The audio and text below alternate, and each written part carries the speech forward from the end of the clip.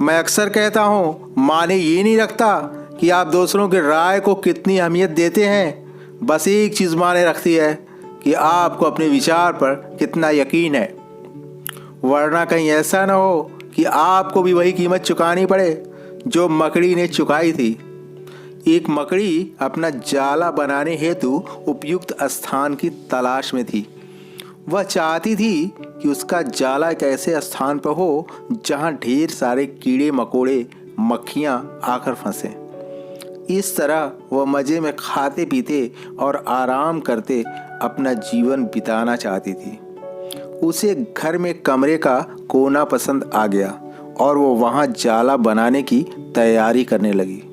उसने जाला बुनना शुरू ही किया था कि वहाँ से गुजर रही एक बिल्ली उसे देख जोर जोर हंसने लगी।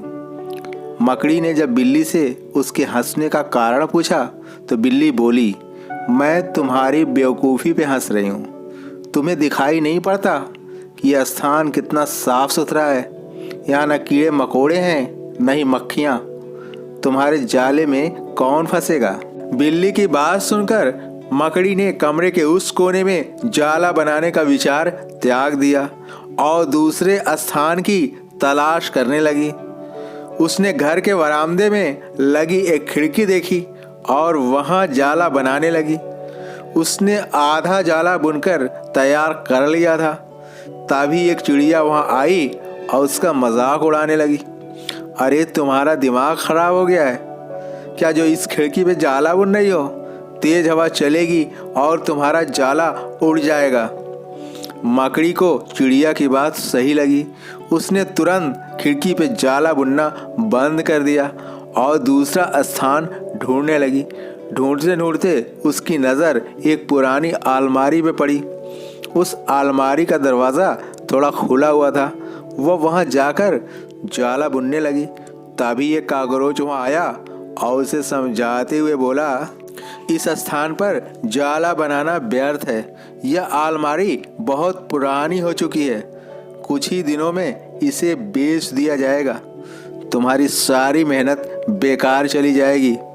मकड़ी ने काकरोच की बात मान ली और अलमारी में जाला बुनना बंद कर दूसरे स्थान की खोज करने लगी। लेकिन इन सब के बीच उसका पूरा दिन निकल चुका था। वह थक गई थी और भूख प्यास से उसका हाल बेहाल हो चुका था। अब उसमें इतनी हिम्मत नहीं रह गई थी कि वह जाला बना सके। थक हाकर वह एक स्थान पर बैठ गई। वहीं एक चींटी भी बैठी हुई थी। थकी हारी मकड़ी को देख चींटी बोली, मैं तुम्हें सुबह से देख रही हूँ कि तुम अपना जाला बुनना शुरू करती हो और दूसरों की बातों में आकर उसे अधूरा छोड़ देती हो। जो दूसरों की बातों में आता है उसका तुम्हारे जैसा ही हाल होता है। चींटी की बात सुनकर मकड़ी को अपनी गलती का एहसास हुआ। लेकिन अब क्या हो सकता था। दूसरों की बातों में आकर उसने अपना समय व श्रम दोनों ही बर्बाद कर दिया था। मैं सिर्फ आपको ये बताना चाहता हूँ कि ये चीज़ें कहीं ना कहीं हमारी ज़िंदगी में भी अप्लाई होती हैं और लागू होती हैं। आप सोचो, आप काम शुरू करते हो, काम शुरू नहीं किया कि काम बंद। जैसे ही कुछ लोग आए, उन्होंने सलाह दिया, हमने काम बदल दिया।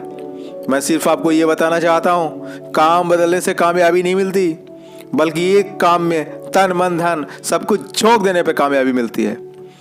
बस आप ये पता करो कि कहीं आपके शुभचिंतक उस मकड़ी के शुभचिंतक की तरह तो नहीं है, क्योंकि उन शुभचिंतकों ने उस मकड़ी का घर बनने नहीं दिया। और अगर आपके शुभचिंतक भी ऐसे हैं तो आपकी ज़िंदगी कभी बनने नहीं देंगे।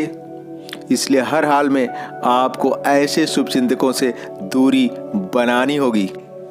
दोस्तों, आपको ये कहानी कैसी लगी और आप किस शहर से हमारी कहानी सुन रहे हैं, कमेंट बॉक्स में मेंशन ज़रूर करें। ऐसी ही मोटिवेशनल कहानी के लिए वीडियो को लाइक करने के साथ साथ दोस्तों को शेयर भी कर दें। And subscribe must Galaxy of thoughts. जय हिंद, जय भारत।